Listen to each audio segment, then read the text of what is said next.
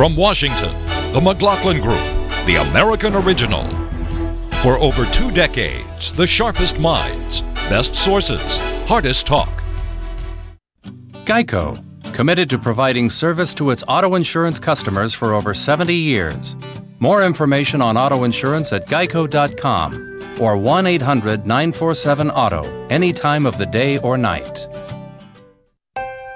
Investing takes perspective.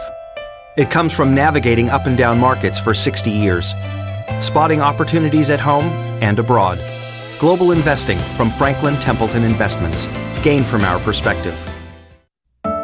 Somewhere in America, there's a doctor who can peer into the future. There's a nurse who can access in an instant every patient's past. And because the whole hospital's working together, there's a family who can breathe easy right now. Somewhere in America, we've already answered some of the nation's toughest healthcare questions. And the over 60,000 people of Siemens are ready to do it again. Siemens answers.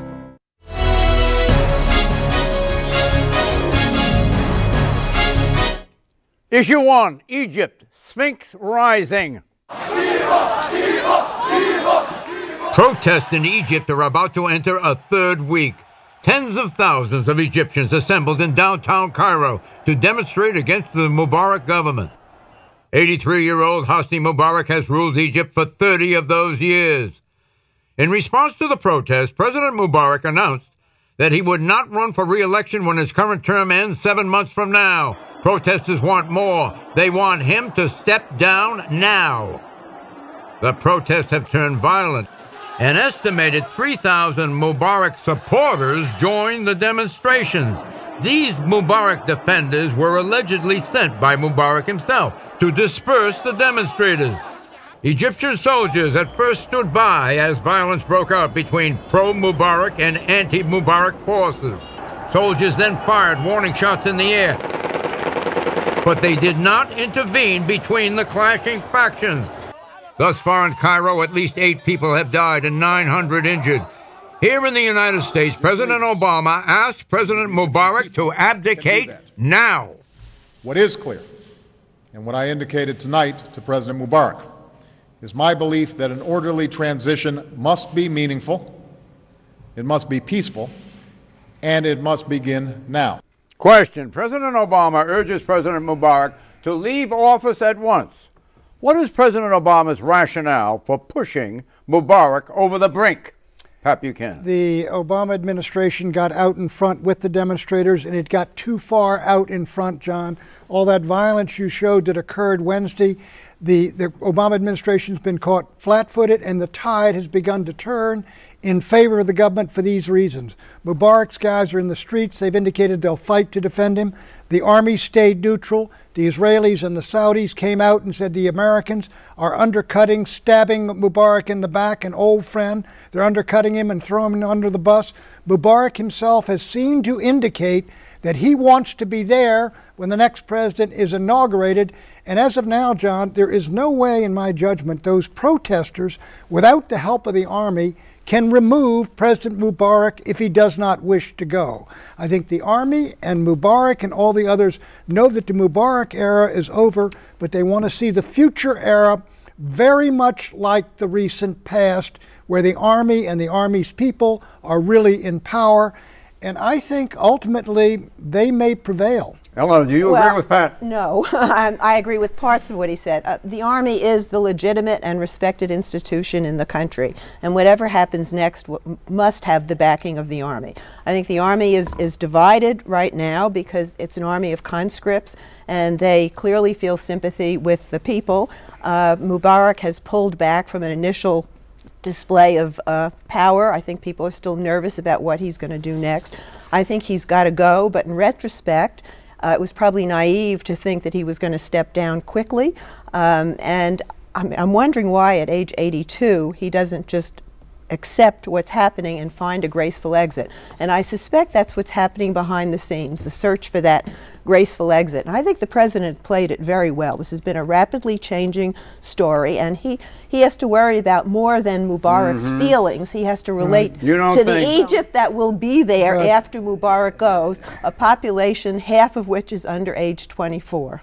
You don't think he moved back from that position on Friday at all? He's calling for a transition to begin, and that transition, I think Mubarak has taken some steps. He installed a vice president, the first of his 30-year regime, and he's made some other steps. Now, whether he can catch up with where the demonstrators are, that moment may have passed. Let me work this in. I'll get back to you. Okay, President Barack Obama in Cairo, June 2009, 6 months into his first year. Watch.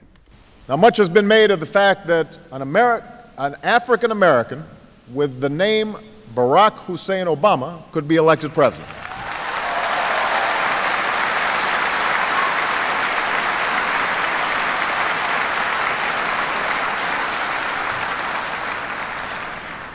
But my personal story is not so unique.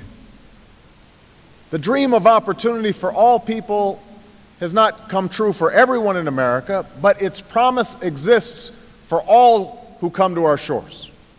And that includes nearly 7 million American Muslims in our country today, who, by the way, enjoy incomes and educational levels that are higher than the American average. This was unquestionably a fine piece of rhetoric and a good address, a very good address in Cairo, but it was attended by many Egyptian college graduates and other youth who cannot find work today. Do you think that maybe they cued off him to some extent? Not that he inspired this kind of rebellion, but he clearly is of color. He's very much of them. He's thoughtful. He's young. And did it have a stimulating effect? If this can be done in the United States, why can't it be done here? Well, I think the power of Obama's example is not to be understated in the idea that he is really the first 21st century international leader.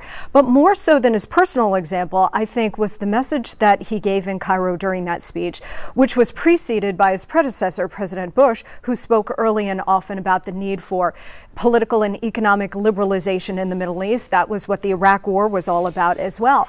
But also, if you're going to talk about the youth, at least in the initial stages of this revolt leading it, you have to look at the technology, because what exists now in terms of Facebook, Twitter, social networking is playing a huge role, not just in this revolt, but the revolt that we saw nearly 2 years ago that began in Iran. So I think all of these elements are now coming into play. Do you think there's a redeeming factor in Hosni Mubarak's rule? In other words, for the young population and for the whole population of this uprising, this insurrection, so to speak, that it wouldn't be where it is today in an uprising position were it not for some of the benefits that they have gained in the 30 years of Mubarak's rule. Well, I think that's partially true. I think, if anything, the fact that food prices have gone up dramatically in that part of the world, when you have 40% or more of that population making $2 a day or less, really did affect a different side of it, which is that a lot of those people are living at the margins. And I think there was just a sense, as there is in many of these countries, that the elites and the leadership of Mubarak or around Mubarak have done very well, especially the military. But having said that, he has been a steadfast ally of the United States for 30 years. And the only way, it is absolutely fair and right to think that this is time for him to leave. But if you want him to leave, we did it in exactly the wrong way, which is to do it publicly, which is humiliating for an Arab leader. And of course, therefore, when we sent a special envoy there whose mission was leaked, namely that he was going to ask Mubarak to leave, he gave him a very brief meeting and said, "I don't want to talk to you again." Because, of course, this man has been around as an ally and expects to be treated as an ally for 30 years. And therefore, it seems to me, we should have found a much better way to get to him. John, now, let me just say, I want to say one thing. Let's just remember this. In Tehran, there were hundreds of thousands of people in the street. Iran was our principal enemy in that part of the world, and this administration said nothing. But here we take a 30-year ally of the United States, and we start publicly attacking him. That was exactly the wrong way to do it in that part of the world. Now the Saudis, the Jordanians, most of the other countries are enraged because they feel in a sense, he was not badly he was badly treated and not treated with respect. Hold on, I want to pick up that point because this goes to that. Okay, now a big Arab authority, a big one, the Secretary General of the 22-nation Arab League, Amr Moussa, said this. The message has been sent, the message has been received. It will never be the same again. I firmly believe that the Arab world in 1 year time will not be the same as we see it today.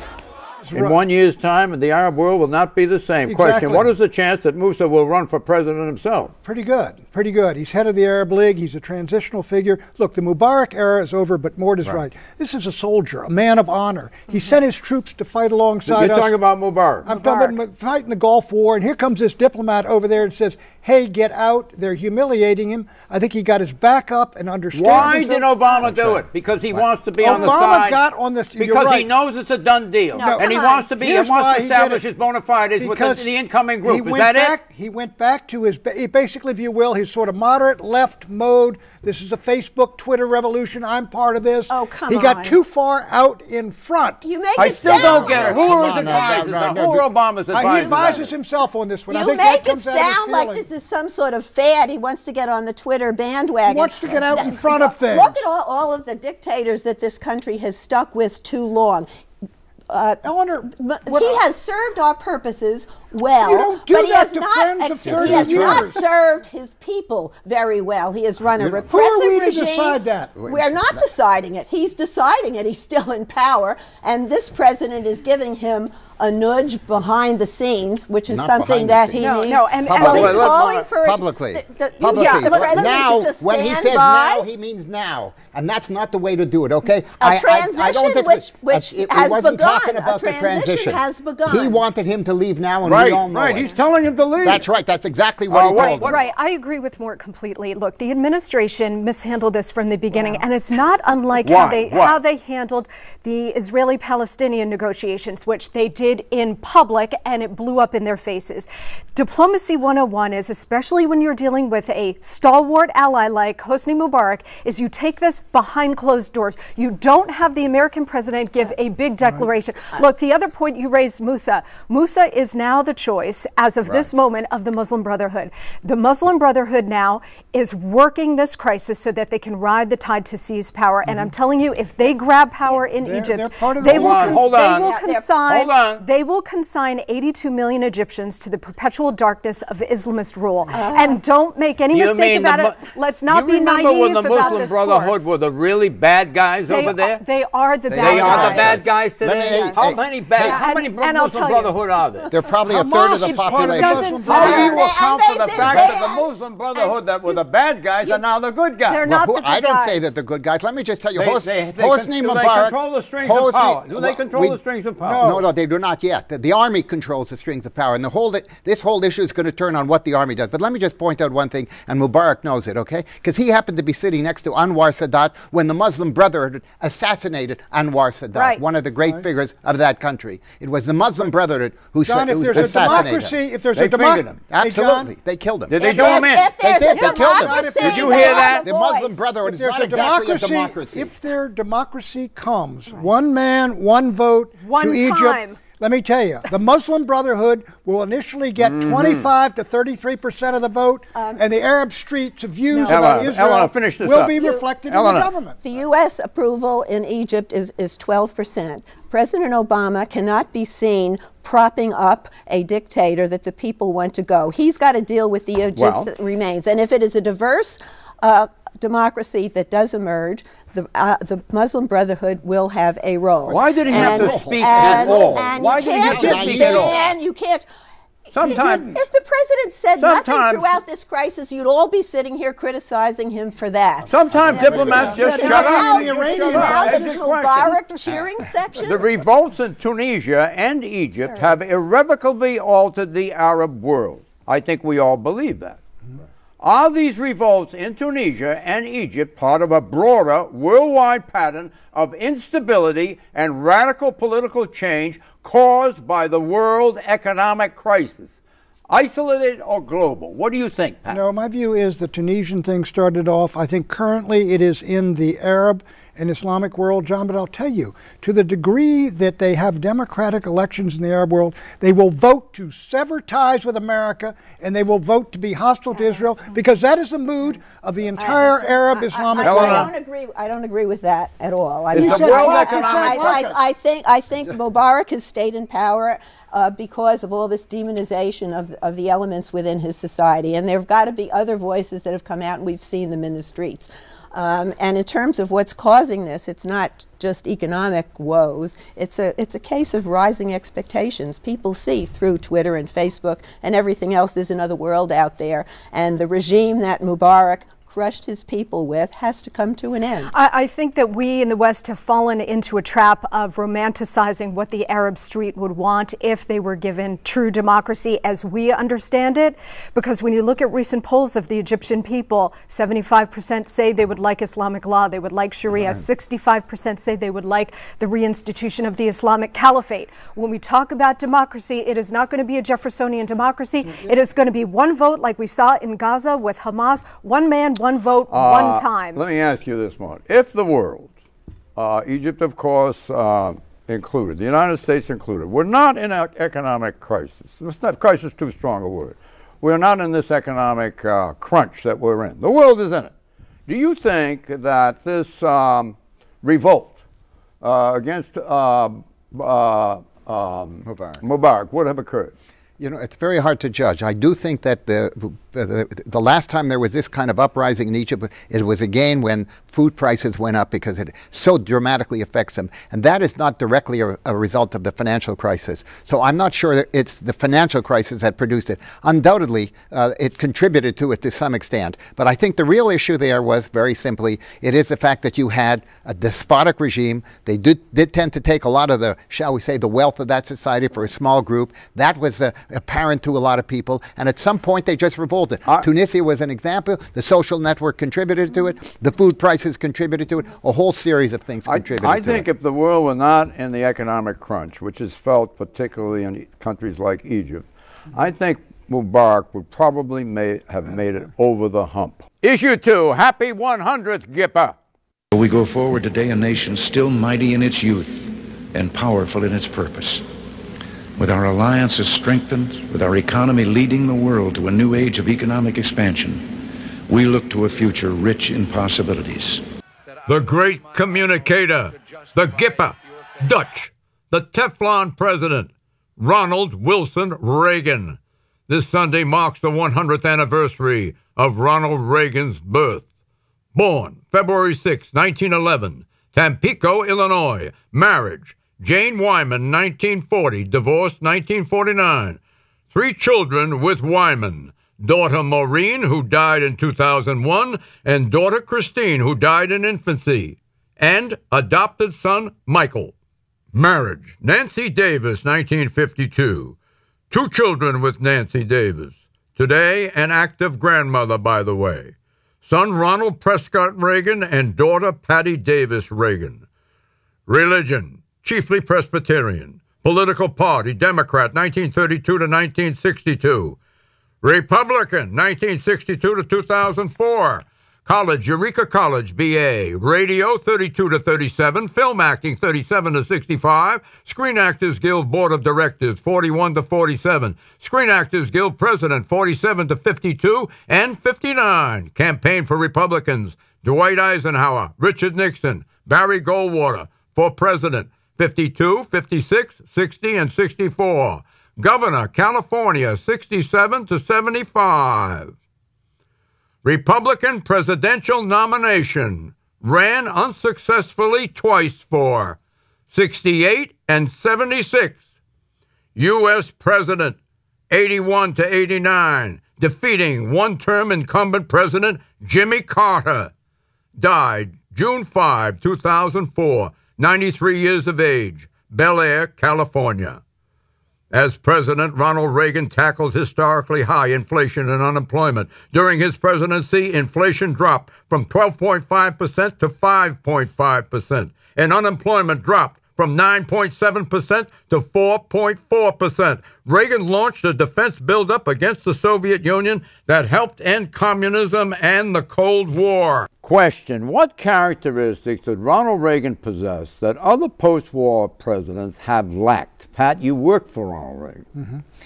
Extraordinary communicator, enormous optimism, a pre-World War II depth of belief in the goodness and greatness of his country that can't be replicated by any post-war generation, a man who had great convictions, the courage of those convictions. He would often say, well, if this doesn't work out, I can always go back to the ranch and chop. He never knocked the United States. Oh, he never found fault with it. It was always the United States. America was great. It was an ideal in his mind, and the idea that communists could ever defeat America was just beyond his conception. Well, and along to introduce a little reality into sometimes his sunny idealism was his wife, and I would like to say some nice words about her, and she's still very much with us.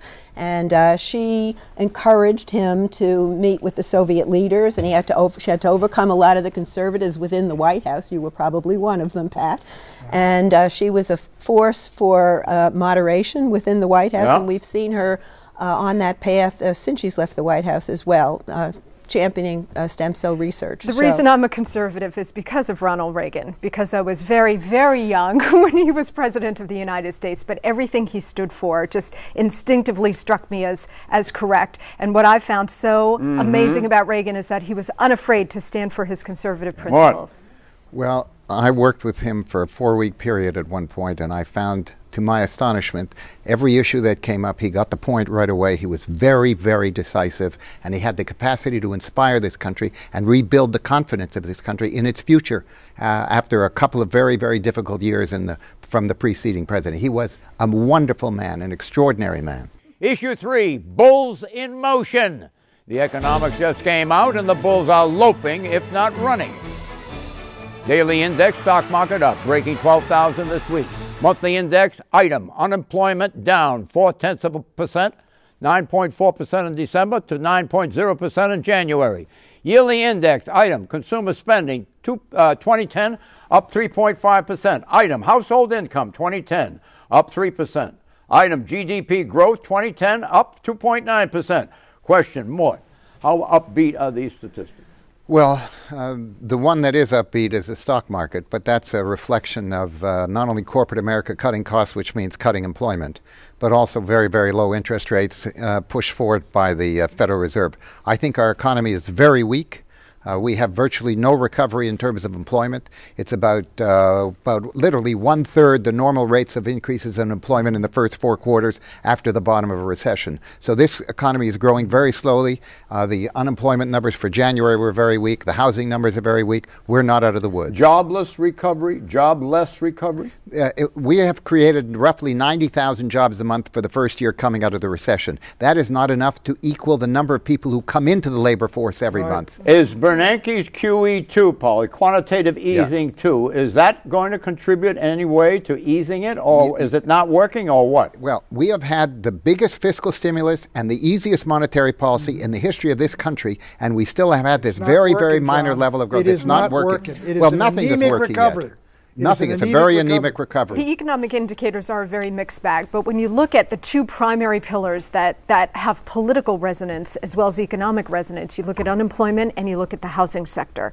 And in both of those situations, we are facing still very dark days. I mean, you look at this unemployment number, and yes, the official rate went down to 9.0%, but that's because so many left the job search. In fact, from December to January, the number of people who stopped looking for work actually went up from 2.6 million to 2.8 million. They're just totally and utterly discouraged. You look at the housing sector as well, and the housing prices continue to collapse around the country. And without recovery in housing, you're not going to get recovery in any other sector. There's been a lot of talk in Congress about overhauling the tax code. Do you think overhauling the tax code would relieve this economic situation, particularly the joblessness of it? I think the tax code should be overhauled. I think the corporate tax needs to be brought down. I think you get rid of a lot of these loopholes and things like that. But that won't work immediately, John. Obama's heading into basically into the second half here, And this is a surprisingly anemic recovery. A lot of us thought we'd be doing better. It sounded like it was doing good. Are you giving adequate consideration to Obama's green energy underwriting subsidies? You don't think that's a good idea? How much is he pumping into that? $5 billion? $5 billion? Won't that turn it around? No. $5 billion? No, it will not. Look, this is a recession that was provoked by a financial crisis. Every other recession we've had since the end of World War II was caused by excess inventory or excess plant and equipment. What about these are twice as... What about the windmills, Ellen? Will the windmills help us in this? With a lot of hot air. The Chinese build them. While we're all How about the batteries? While we're all yammering about Mubarak's future, the president is traveling to all of these places around the country, talking up all of the initiatives you just mentioned. And he's got the GE guy, Mr. Imelt, at his side. Right. Has he got GE investing in green? Hey, John, who builds the windmills? Who builds the windmills? The Chinese are building the windmills and selling them to us. They're stealing our green energy market. What's the story? Well, when you're talking about wind and solar, you're talking about massive government subsidies going into these sectors. Forget green. Go to something. The private what sector is going to stimulate be the sector that's going to pull us out of this. I want to know how bad conditions really are. Conditions are very weak, and none of our fiscal programs have worked. We're going to need a massive infrastructure program that is going to take some time to put into effect in order to rebuild the economy. Spoken by a true man of the people. I believe that for a long time. These photos speak for themselves. We are honored to note that Ronald Reagan was a fan of the Mclaughlin Group. In 1985, President Reagan took the podium at the Mclaughlin Group's 3rd anniversary salute, photographed here. Also, the president invited the group to the White House for a friendly chat about current events. The informal session ran just under an hour.